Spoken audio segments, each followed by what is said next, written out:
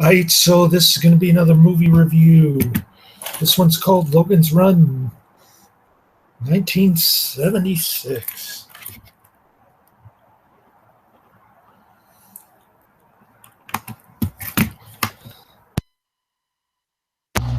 This is going to be another libertarian type movie on my libertarian movie list. This movie kicks ass. I give it 5 out of 5 stars. It is a long 1 hour 58 minutes. I loved it, every minute of it. I'm really becoming a fan of the director, Michael Anderson. Of course, he did The Martian Chronicles, which is one of the greatest TV shows ever made, hands down.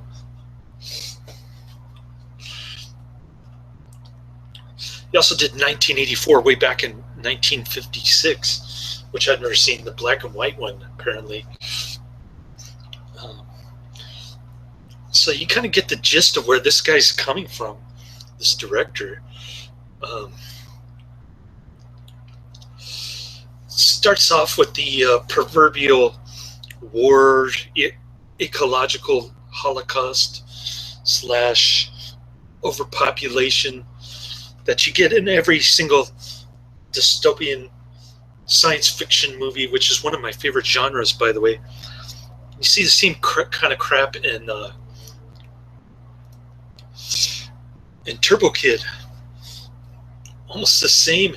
It's like they copied Logan's Run. Anyways, I'll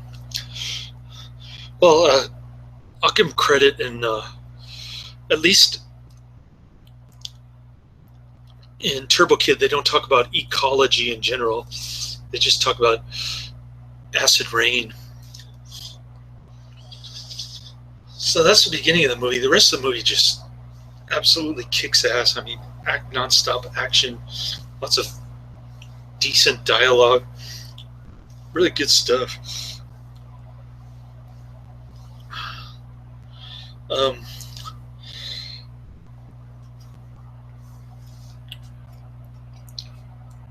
So Logan is called a Sandman. He terminates people who run away from the carousel. I remember seeing that carousel growing up as a kid. Maybe it was playing as a late night movie at my neighbor's house or something. But man, this movie really brought back some good memories, especially the scantily clad science fiction outfits these women wear. I mean, lots of TNA in this one. And I don't know why it gets a PG rating, because it has tons of nudity. And apparently there was even more, but the MGM censors did away with it quite literally. Not only did they censor some of the orgy scenes, but they also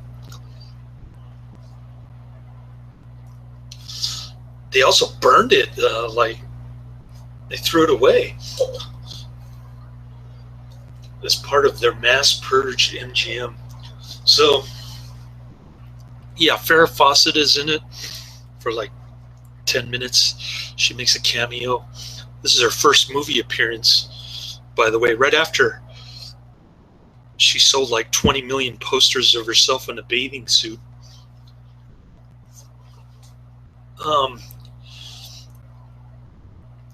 So there's that.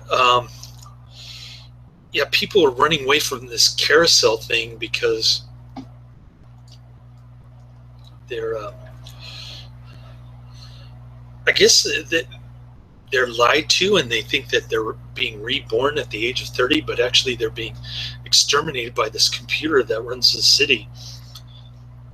The year is 2274, and these people are living in this bubble city, and the main Roman, it's a weird sight, man. They got these robes on and these masks. It looked like a satanic ritual. Really bizarre. And I remember that stuff, watching that stuff when I was a kid and thinking, man, this is really trippy, weird stuff.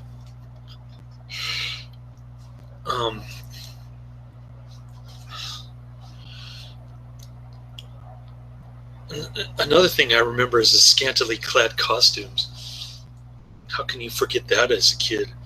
And this movie came out in 1976, but I'm sure it was showing on television late night as well. And they made a television series. I don't remember the television series. I just remember the movie. I don't think the television series is anything like the movie, because obviously the director here in this movie did a much better job. The television series only lasted one season.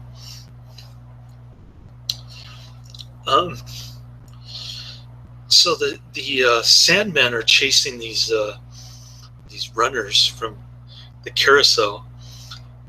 Hell, if I had to face that carousel, I'd run too. They got these lights on their palms. So as they approach the age of 30, the light starts blinking, and that means that they better prepare for the carousel, which is advertised by the computer as a rebirth, but actually it's death. It's what the computer is doing. For every baby they exterminate, they exterminate one 30-year-old. So nothing but young people living in this bubble city. They're a bunch of hedonist libertines. They have orgy rooms and stuff like that. You can beam up your lover into your bedroom if you want to get it on a given night. So that's how it is. They don't have any pets or anything. It's just like pure sexual arousal kind of stuff. It's unfortunate that MGM cuts all the good scenes. And again, I don't understand why this gets a PG rating if it has so much nudity in it. Makes absolutely no sense. I mean, MGM cut enough scenes that they just couldn't get it given an R rating. Kiss of death, I guess. So this movie kind of reminds me about the campiness of the 70s sci-fi television shows like Doctor Who and Space 1999, which just makes it all the better. You get to see all the whacked out hairstyles. Michael York has the long hair. He plays Logan. Which leads me back to the story. So Logan is a Sandman. He takes this Ankh thing, which is like an Egyptian symbol, and it's like a piece of jewelry from this runner that he terminated by shooting at him and missing, and then he falls off the ledge. So the guy's dead. He takes the Ankh thing, brings it to the computer. The computer starts talking about this sanctuary where 1,056 runners have escaped, apparently. And this is all a figment of the computer's imagination, by the way. So, so the computer sends Logan on an assignment to destroy this sanctuary, as it's called. Nobody knows what the hell the sanctuary is. They just think it exists, even though it doesn't.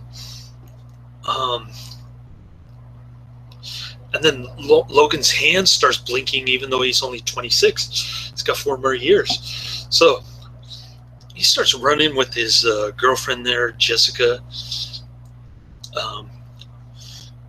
She's part of the runner resistance, I guess you call it. She's a bit of a freedom fighter herself, which makes them a good couple, good pair. So they start running. At first, her friends don't believe that he's a runner, but then after a botched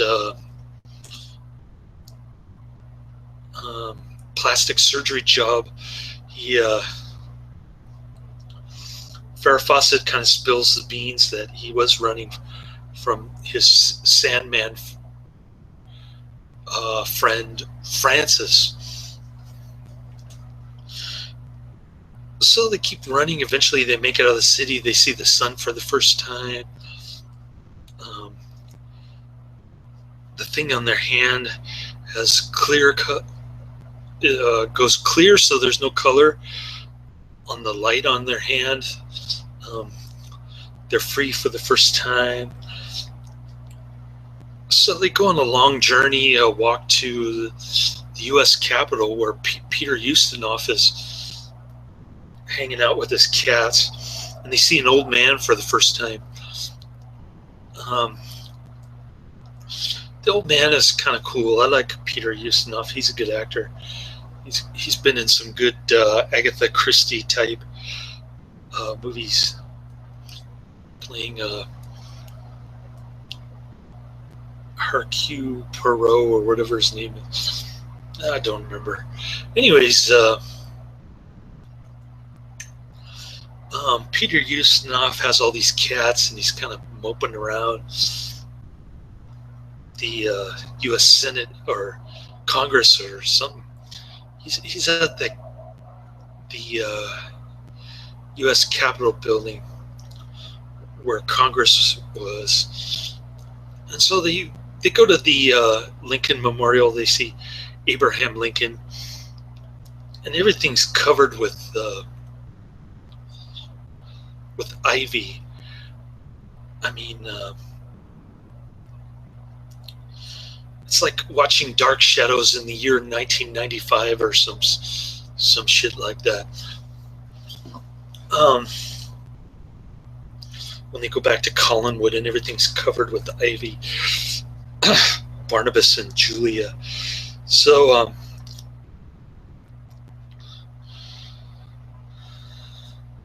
yeah, it reminded me of that parallel time stuff, or that period in Dark Shadows where they go through parallel time to the 1990s.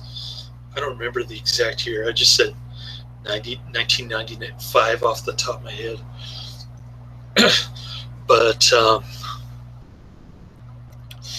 yeah, they convinced the old man to go back there so they can show everybody that it is possible to grow old. And unfortunately, Peter Ustinov can't swim because they go swimming underneath in the water where the city gets its power from the water, apparently. So Michael York and his girlfriend, Jessica, they dive in the water. They go back to the city, and what a coincidence! The carousel charade is about to begin. So Michael York goes on the balcony, starts screaming, "The carousel is a lie! Look at my hand, it's clear, blah, blah, blah." And they're just like laughing at him. So the Sandman take Michael York hostage, and I think he's pretty much doomed at that point because every dystopian movie has a bad ending to it. If you think about Brazil in particular, or 1984,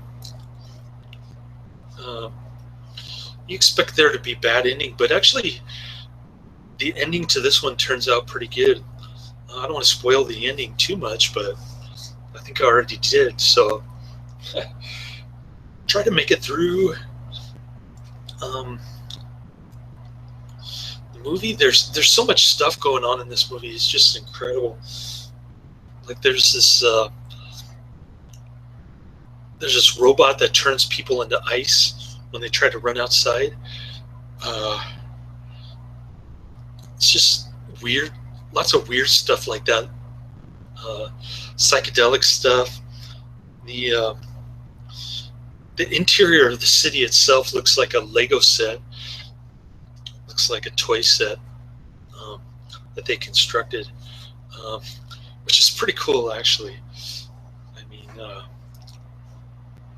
yeah, I wouldn't say this is a low budget flick, but they they probably spent a lot of money given the amount of resources that they had back in 1976,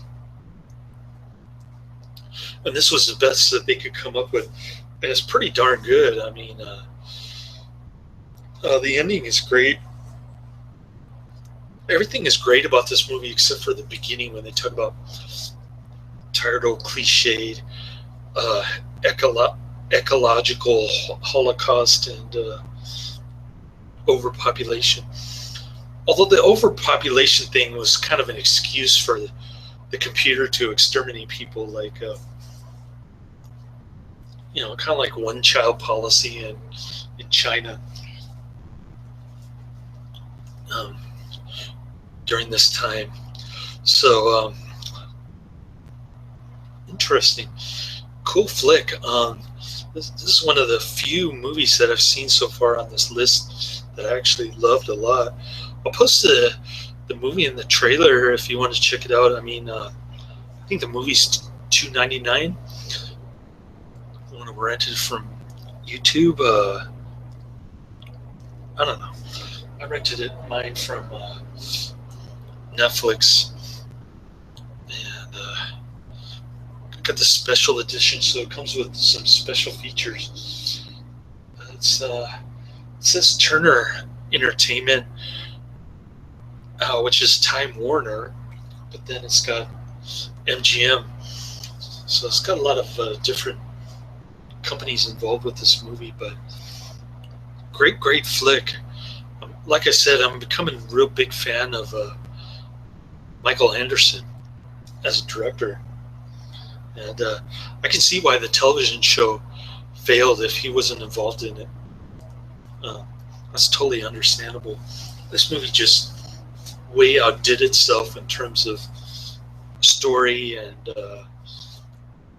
action, dialogue. Everything about this movie is just great. I mean, even Farrah Fawcett fumbling her lines is kind of I want to say so bad that it's good kind of stuff. Kind of adds to the campiness, like I was saying. Makes it like a mid-70s type of Doctor Who episode, or even earlier Space 1999 type episode on television. It's pretty cool that they showed this movie on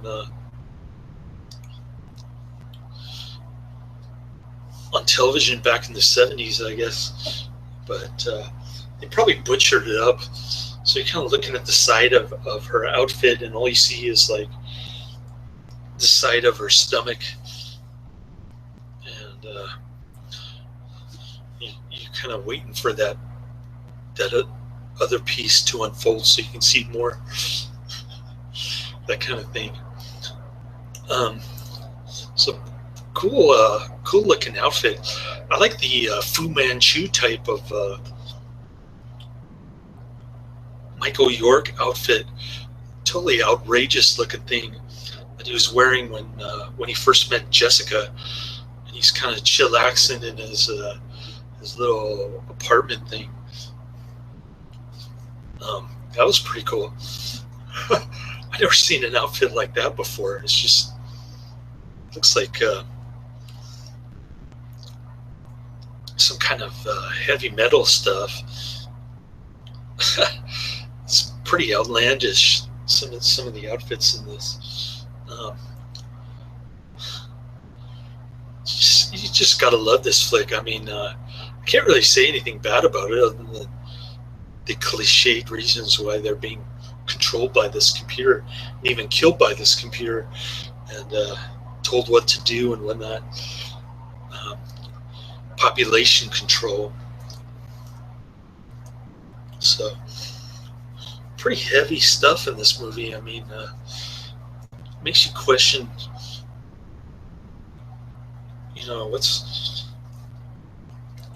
why do people behave like this? And I could totally see this happening, like 250 years from now.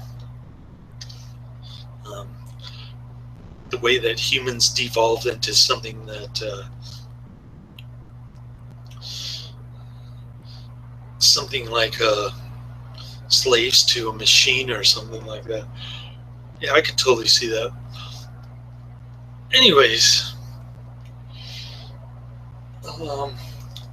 kind of interesting, thought-provoking type stuff. Yeah, I could definitely dig this flick, and I loved it when I was a kid too, especially the carousel thing and their outfits. It's just so bizarre to watch this film in the beginning. I'm like, what the hell are these people doing? They're clapping at it, and while these people in satanic robes are getting vaporized by this crystal thing on the roof. It's just, this movie is nuts, and can't say enough good things about it. I highly recommend it. Check it out. Laters.